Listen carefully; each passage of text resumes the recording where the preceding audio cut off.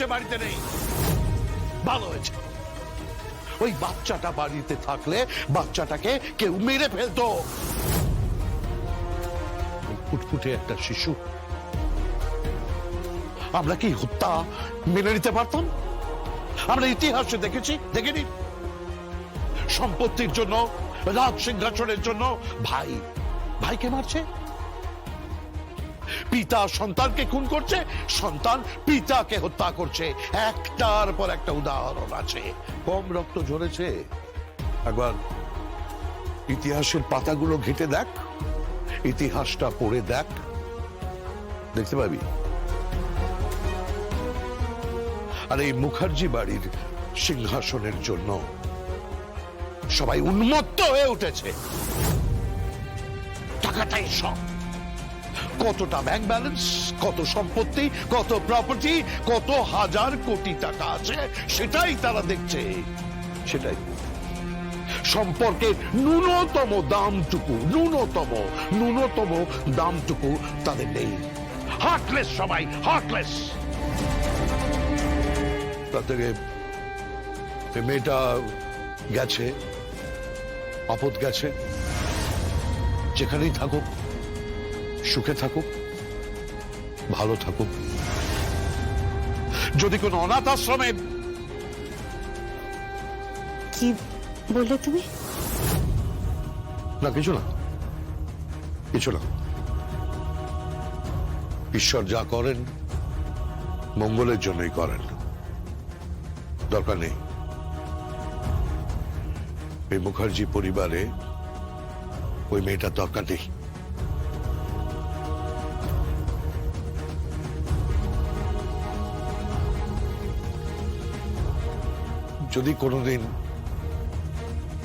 যদি কোনোদিন ও ফিরে আসে বা ওর কোনো খোঁজ পাওয়া যায়,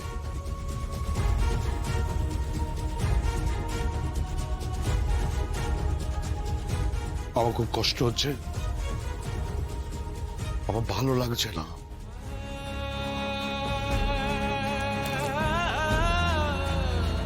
কাকুমণি তুমি তুমি কাঁদছো?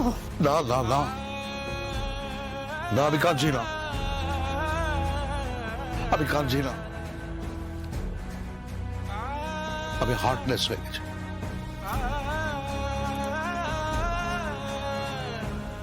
আমি বাচ্চাটার কোনো খোঁজ নিই না, বাচ্চাটার কোনো খবর নিই না। তুই তো বললি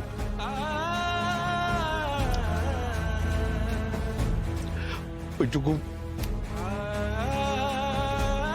ফুটফুটে একটা শিশু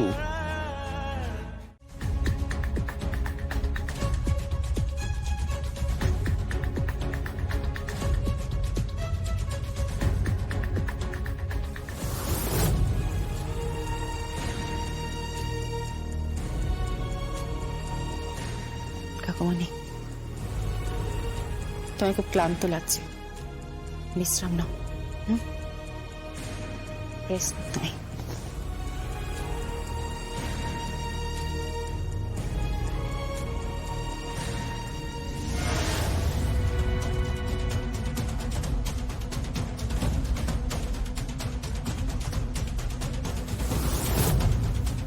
এখানেই তো ঘড়িটা রেখেছিলাম। আমি তো ঘড়িটা পড়ি আর একটু ধরা পড়ে গেছিলাম। আর ধরা পড়া মানেই বাচ্চাটার ঠিকানা পেয়ে যেত, ওকে তো মেরেই ফেলতো। কিন্তু ঘড়িটা কোথায় গেল? এখানেই তো ঘড়িটা। তাহলে কি কৌশিকী ও কি ঘড়িটা?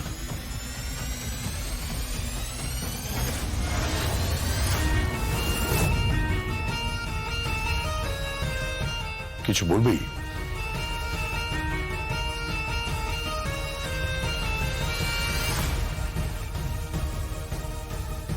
তুমি কিছু বলবে? না কিছু না।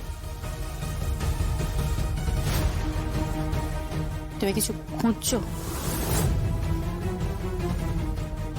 না। ও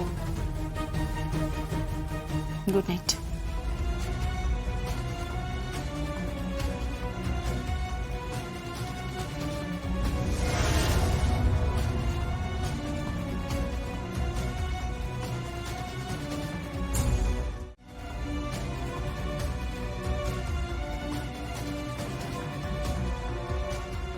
আই এম সরি, তোকে অনাথ আশ্রমে মানুষ হতে হবে। আই এম সরি, কিন্তু তোকে এখানে খুন করার প্ল্যান হয়েছিল, আর তার সঙ্গে নাম আছে এই পরিবারের প্রায় সকলেরই। আমার ছোট্ট দিদি ভাই, আমায় ক্ষমা করিস। এই বৃদ্ধকে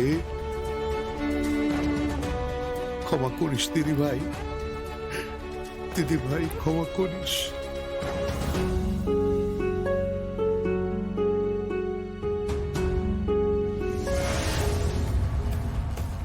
হয় তুমি না হয় স্বয়ম্ভু, কেউ তো একজন জানোই বেবিটা কোথায়। আমাদের মুখের গ্রাস তুলে নিয়েছ, তাই না? অত সহজ? মেয়েটাকে তো খুঁজে বের করবই।